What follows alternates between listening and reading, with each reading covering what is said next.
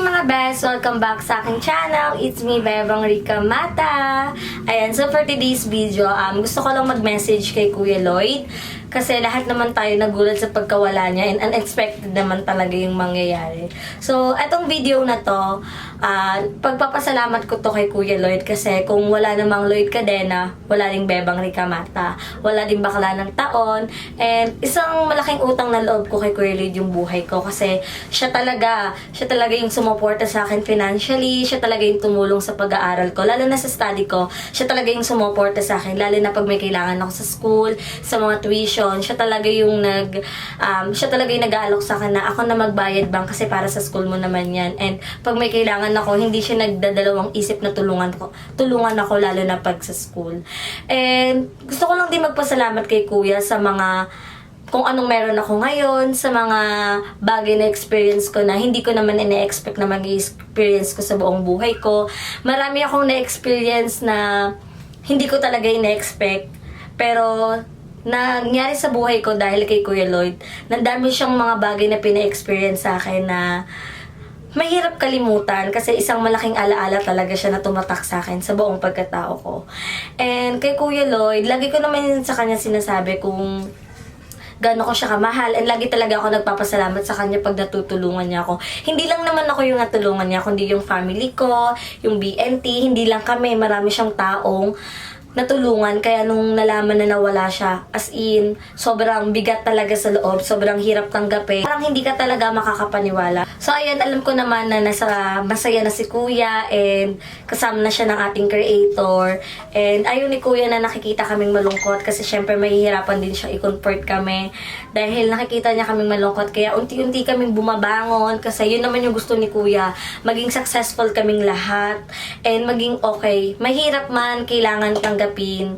Masakit man, kailangan kayanin. Kaya unti-unti kami bumabangon, bawat isa nagtutulong-tulong para maging successful and para matupad din yung pangarap na iniwan sa amin ni Kuya, yung pangarap na sinimulan niya na kami naman ang magpapatuloy. Alam kong hindi mo kami papabayaan, lagi ka nandyan para sa amin, alam kong i-guide mo pa rin kami, alam kong nakatingin ka pa rin sa mga ginagawa namin.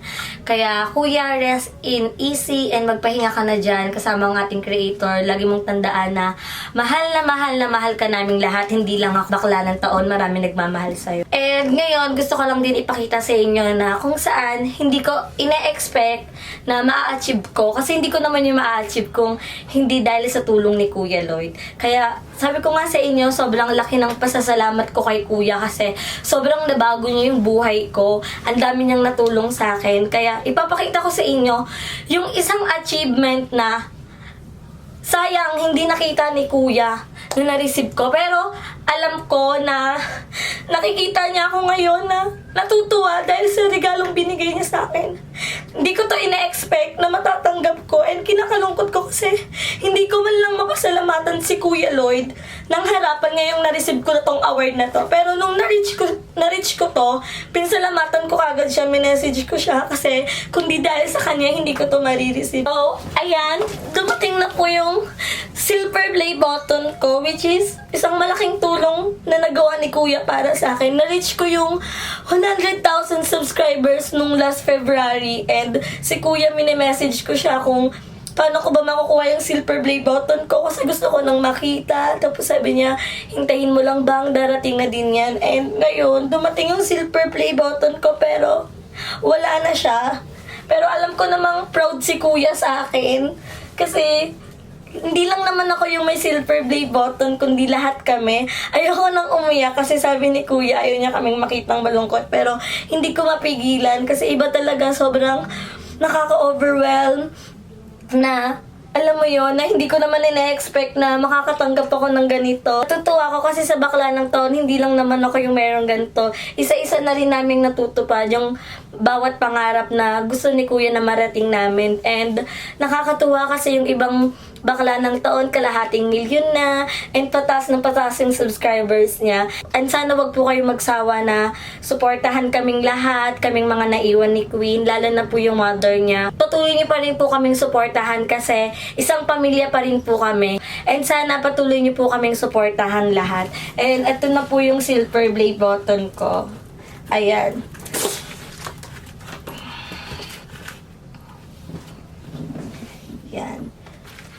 So, ito po yung letter ni YouTube na nagpapatunay na naka-reach na po ako ng 100,000 subscribers. Pero ngayon po, malapit na po ako mag 200 subscribers.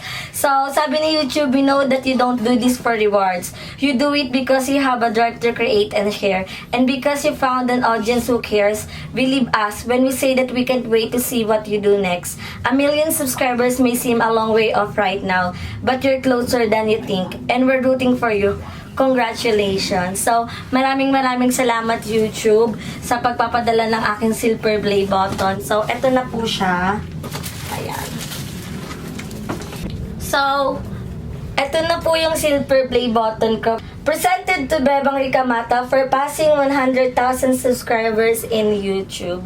So, maraming salamat po sa inyo sa pagsuporta sa akin. Hindi lang po sa akin, kundi sa buong LC Creation team and sa Bakla ng Taon Production.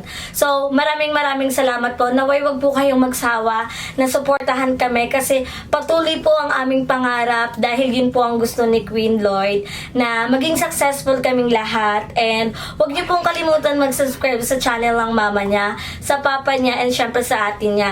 Patuloy niyo po kaming suportahan lahat dahil nananatili po pa rin kaming isang pamilya. So, maraming salamat. And Kuya Lloyd, salamat kasi na-experience ko magkaroon ng silver play button nang dahil sa'yo hindi ko ina-expect na marireceive ko tong award na to. And sana sa next na sa lahat ng magiging achievement ko sa buhay ko is lagi kong ipapasalamat yun sa'yo dahil ikaw ang tumulong sa akin. Ngayon, next year, graduating na po ako ng K-12. Nakakalungkot kasi nag-promise si Kuya sa akin na siya yung magsasabit ng medal sa akin pag graduate ko ng grade 12. Pero hindi na yun mangyayari, pero alam ko si Kuya dadala siya sa graduation ko and ayun yung pinakagusto niya na makapagtapos ako ng mag-aaral, kaya inaako niya talaga ako, kaya lagi nga akong tinutulungan pagdating sa school.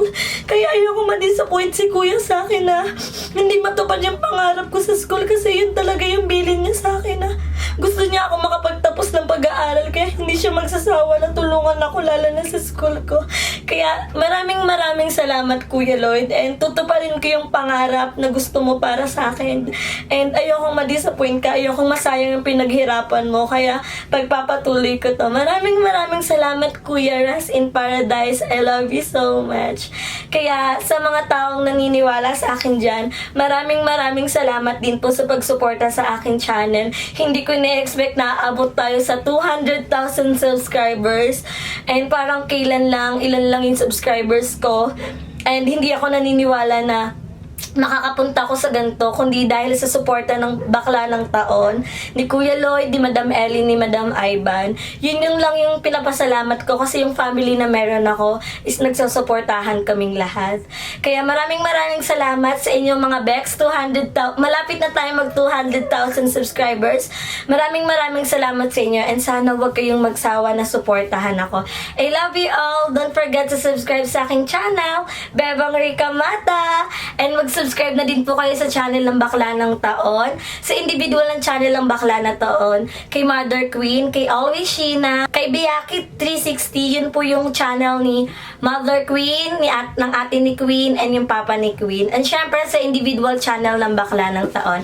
Maraming salamat po. Abangan nyo po ang unti-unting pagbangon ng bawat isa. Maraming salamat. Ingat po kayo palagi. God bless. Bye!